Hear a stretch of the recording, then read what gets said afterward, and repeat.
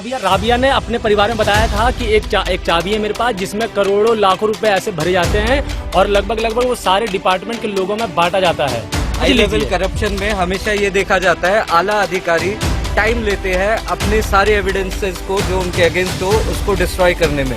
उसके यहाँ से चाकू घोपा गया मुंह से और यहाँ को चाकू निकाला गया, गर्दन पूरी अलग कर दी गई थी, पीछे से गर्दन इतनी जुड़ी हुई थी।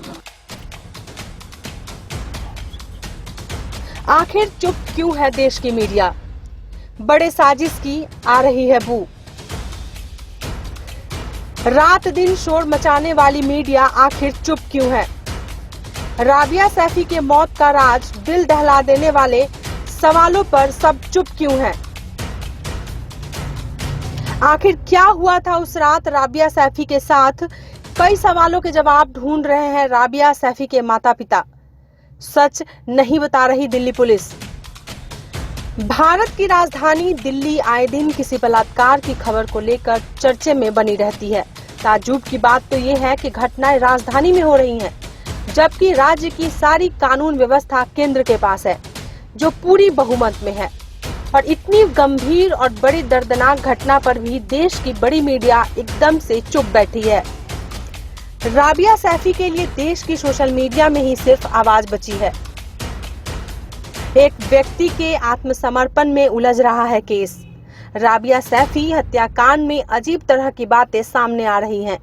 इसमें एक व्यक्ति ने आत्मसमर्पण कर दिया है और राबिया से शादी का दावा करता है। आखिर क्यों वो व्यक्ति आत्मसमर्पण कर रहा है? क्या वो व्यक्ति कई बड़े राज छुपाने के लिए सारा इल्जाम खुद पे लेकर पुलिस और जनता को गुमराह कर रहा है? ऐसे सैकड़ों सवाल आजकल उठ रहे हैं।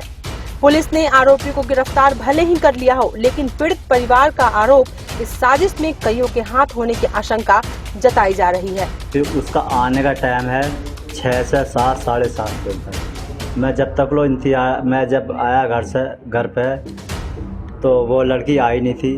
उसकी एक कॉल आई हुई थी, तो वो मैंने कॉल इसकी मम्मी ने देखी, तो वो कॉल में तो वाइब्रेशन लगा हुआ था। हमने वो उसका ध्यान नहीं करा। हमने फिर उसके बाद आधे घंटे बाद हमने कॉल करी तो उसका स्विच ऑफ जा रहा था। तब उसका स्विच ऑफ जा रहा था तो हमें तलबली बच गई है, कभी स्विच ऑफ नहीं गया था। फिर मैंने लड़का भेजा हमदर्द पे गया 10:30 बजे। लोग वो देखता रहा।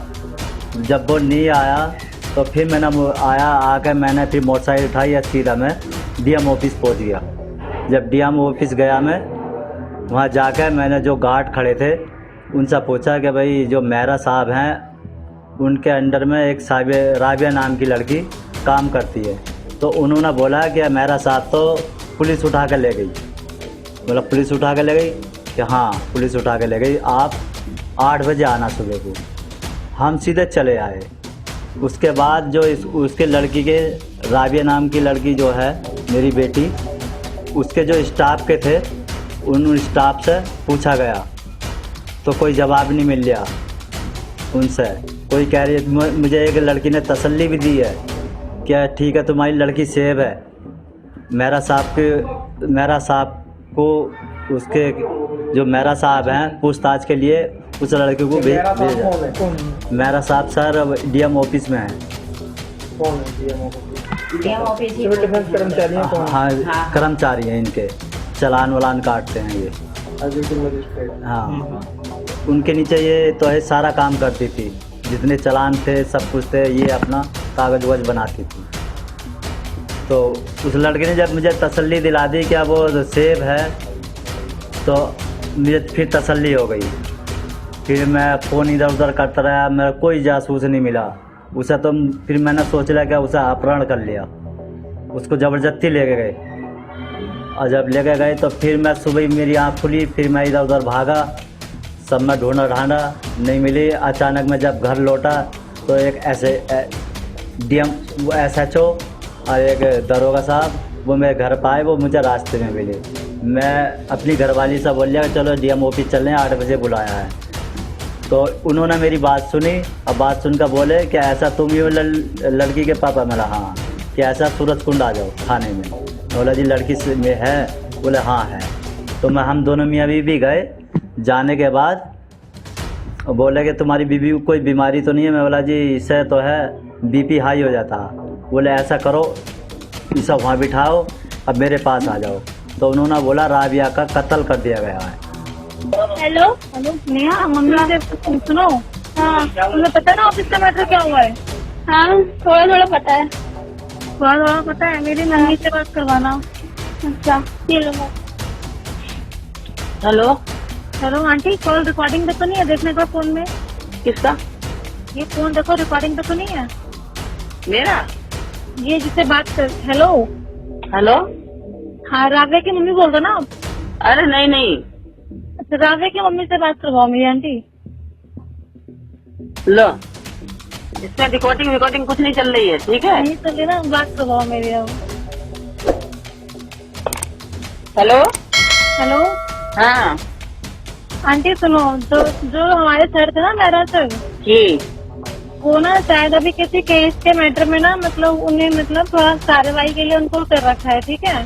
तो राबिया सर के असिस्टेंट है मतलब। तो अब ये नहीं पता कि अभी शायद उनको शायद पूछताछ से राबिया को लेके गए हैं, क्या करने के लिए लेके गए हैं ये नहीं पता। और शायद जहाँ तक 50% चांस है कि उसे वहीं लेके गए हुए हैं पूछने के लिए, क्योंकि शाम के 5 बजे तक तो ये था कि वो डिस्ट्रिक्ट में आराम से बैठी थी, कोई दिक्कत नहीं थी। अभी शाम को ही लेके गए होंगे, पूछताछ के लिए लेके गए होंगे, फोन बंद करवा लिया होगा ताकि वो सेफ ही हो गया आंटी। जहाँ पे हो गया, मैं क्या बोलूँ, मैं पता नहीं कहाँ। मतलब मेरा सर के साथ में ही है? फिर मेरे सर के साथ में नहीं है, सर के रिगार्डिंग ही पूछताछ से उसको लेके गए होंगे। कौन से सर के?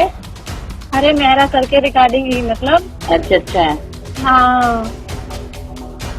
तो आप उनका नंबर दे दीजिए, व्हाट्सएप कर दीजिए फिर। मेरा सर का नंबर? हाँ जी, मेरा सर का नंबर भी तो फोन उन्होंने ट्रेस कर रखा है ना पुलिस वालों ने। अच्छा, पुलिस वालों के पास है उनका नंबर? हाँ, इसलिए राबिया को लेके गए हैं फिर वो मेरा सर? मेरा सर नहीं लेके गए हैं, कैसे बताऊँ मैं आपको? मतलब ये पूछताछ के लिए कहाँ पे लेके गए हैं ये मुझे भी नहीं पता, ये मुझे भी नहीं पता कहाँ पे लेके गए हैं वो।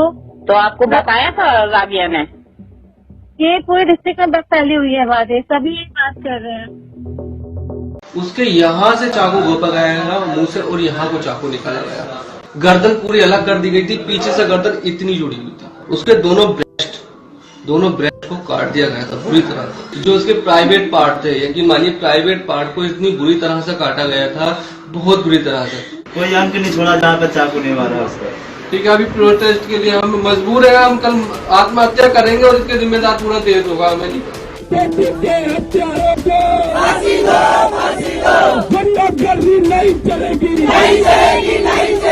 अस्सलाम वालेकुम, नमस्ते, आदाब। मेरा नाम मोनिस सैफी, मुझे आप अच्छी तरह से जानते हो। मैं राबिया का भाई, बड़ा भाई हूँ। और जो ये सब हुआ उसके लिए बहुत ही गलत हुआ उसके साथ। बहुत आप सब लोगों को पता है किस तरह से बदनाम किया गया सब कुछ। मेरी मदद कोई करने के लिए नहीं आ रहा है। बड़े बड़े नेता आए, आगे चले गए, किसी ने कोई मदद नहीं दी, कोई मदद करने को तैयार नहीं है। जब उसके बदन से कपड़े उतारे गए, वहां पे नहलाने वाली जो लेडीज थी, क्योंकि जेंट्स कोई भी नहीं जा सकता, लेडीज ने जब वहां पे देखा, खुद उसकी माँ वहां मौजूद नहीं थी, लेकिन देखने वाले वहां थे मौजूद। मेरी माँ, मेरी अम्मी मेरी वहां मौजूद थी, लड़की की बुआ है वो, मैं मेरा भाई, ठीक है, वो मेरी बहन थी, वो मौजूद थी वहां पर। उन्होंने देख के चक्कर आ गया था उनको। क्यों? क्योंकि मैं आपको बताता हूँ, आज मैं बिल्कुल सच बताऊंगा जो भी चीज है। उसके यहाँ से चाकू घोंपा गया मुंह से, और यहाँ को चाकू निकाला गया। ठीक, पहला चाकू यहाँ से घोंपा, यहाँ को निकाला गया। दूसरा चाकू उसके यहाँ मारा गया, सीने पे यहाँ भी मारा गया। गर्दन पूरी अलग कर दी गई थी, पीछे से गर्दन इतनी जुड़ी हुई थी, इतनी गर्दन उसकी जुड़ी हुई थी, पीछे से सब कुछ काट देगा, पूरी गर्दन अलग। ठीक, उसके यहाँ पर इस जगह चाकू घोंपे गए थे। बचाने की उसने कोशिश की थी, उसके चाकू उंगलियां यहाँ से कटी हुई थी। ठीक है, पूरे फोटो वगैरह जितने मिले मैंने सोशल मीडिया पर डाले, उससे ज्यादा हम कुछ नहीं कर सकते थे। चाकू घोंपा गया। उसके दोनों ब्रेस्ट को काट दिया गया था बुरी तरह से। ठीक है, जिस छाती को पी के ये लोग पैदा हुए, जिस माँ के दूध को पी के पैदा हुए, उसी चीज को इन्होंने काट दिया। अल्लाह अपना रहम करे। मतलब इन लोगों ने इतने ज्यादा बुरे थे कि मैं अपनी बहन के बारे में मैं बता रहा हूँ, इन माँ बाप के ऊपर क्या बीती होगी आप लोग खुद देखिए, क्या इतनी बड़ी बात थी। ठीक है, फिर वहां पे उसको मतलब जो उसके प्राइवेट पार्ट थे, यकीन मानिए प्राइवेट पार्ट को इतनी बुरी तरह से काटा गया था, बहुत बुरी तरह से। देखिए, मैं ये भी कह सकता हूँ कि हो सकता है कि हमारे साथ इतनी बड़ी साजिश रची जाए। 26 तारीख की रात से लेकर के अभी तक केस में कोई भी जांच नहीं हुई है। सोशल मीडिया पर इस हत्याकांड को लेकर बहुत जबरदस्त गुस्सा है। लोग मांग कर रहे हैं कि राबिया के कातिलों को फांसी हो। कई सामाजिक संगठनों ने इस मामले में प्रदर्शन किया है।